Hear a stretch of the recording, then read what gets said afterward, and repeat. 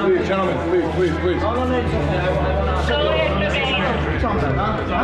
want to Let's go, ladies and gentlemen. Let's go. Come on, guys. Fuck this guy. Fuck this motherfucker. Come on, guys. Hey. I will smash your face. Go. We'll see.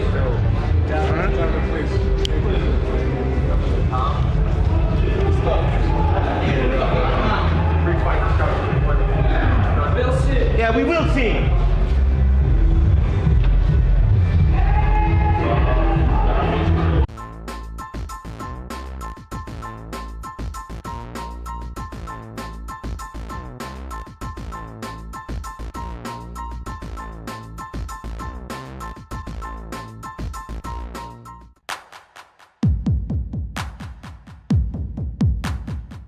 What do you think about Khabib and what I said earlier about making sure that he puts himself in position where the weight is not going to be a question? Because I don't know if he weighed 54 for the last one, but it really didn't seem to be in question.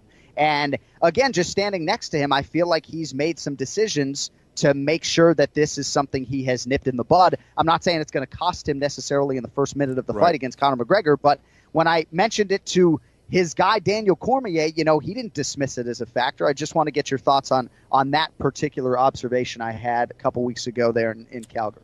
Well, it is certainly something different, right? So I think the last fight he kind of came in a little bit lighter too. Yes. And I think it was a good decision. So, you know, if he gets too excited, I remember in my fight against BJ Penn, I was training like an animal. I started way too early and I peaked too early. I felt like crap, and yeah, it was not a good situation. So I think for Khabib, you know, I don't think he's going to get rattled by Conor McGregor necessarily, but he is very motivated to smash Conor McGregor, and sometimes you can get a little too excited. I don't think that's going to be the case, though. I think he's coming in leaner because he knows how important this fight is. He realizes that, yes, he has missed weight before. He does not want to be that guy again, so he's coming in lighter. And I think it suited him well in that last fight. I don't think it's going to be a case where he's cutting weight, he's coming in a little bit lighter, he cuts weight maybe a little bit earlier, and now he's weakened by that. I don't think that's going to be the case with Khabib Nurmagomedov.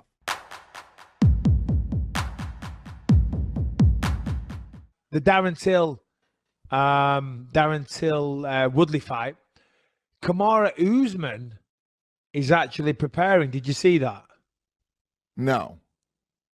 Yeah, Kamaru Usman, apparently, Kamaru Usman to be flown out to Dallas as a potential replacement for Darren Till. He's submitted medicals, so he's going to have full clearance. And I guess, this is Brett Okamoto, ESPN. Per his management, Usman will in fact submit medicals and weigh in during fight week in the event something happens to either Till or Woodley before UFC 228. Now, I'm assuming if something happens to Woodley, that would be Till versus Usman for an interim fight. And of course, unfortunately, if Till doesn't make weight, which of course he didn't last time, if Till doesn't make weight or Till has to withdraw due to injury, then Kamaru Usman will step in. And Usman tweeted, "Just a deep feeling in my soul. September 8th, I will be the new welterweight champion of the world." I think that's wishful thinking, buddy. You know, I think Woodley's proven time and time again he's not a pull-out merchant. And Darren Till missed weight last time. It'd be amazing for him to do that twice in a row, especially with a title fight on his hands. Yeah, I mean, who knows? I mean, you know, good for him. It's nice that the UFC is having a little bit of foresight and has a plan in place if something does happen. I think they should always have sort of like a what do they call it in like theater? They call it an understudy, right? They should always have like somebody ready to go if, you know, somebody gets injured, because it does happen a lot, and we've seen, you know, fight cards really fall apart because of it. So, you know, someone was saying that recently they should always have, you know, as you say, an understudy, a replacement, an alternative, just in case. And I'm not with that at all, you know, because if it's a title fight between two people that certainly deserve it, and it's a number one contender, then that's different. And then also, as you know now, Lewis, getting ready for a mixed martial arts fight, is incredibly hard. It's a lot of sacrifice.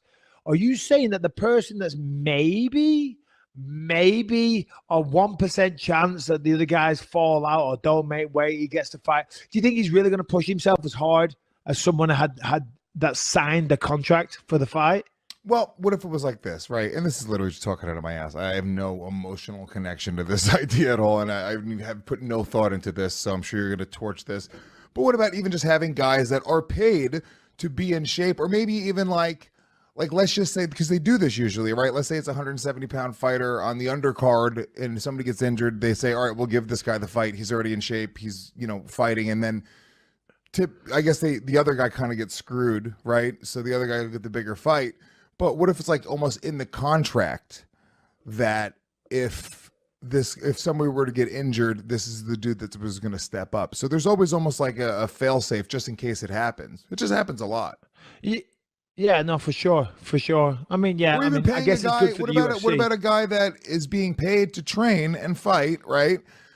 Even if he doesn't have a fight, pay him a little bit. If you still think there's now let's remember the odds of them fighting are slim, right? If there's still a good chance that you're not going to fight, they're not going to push themselves. They're not going to make those sacrifices. They're not going to do those extra rounds of sparring because they think more than likely I'm not going to get chose to fight, and I'm just preparing for a little payday just on the off chance.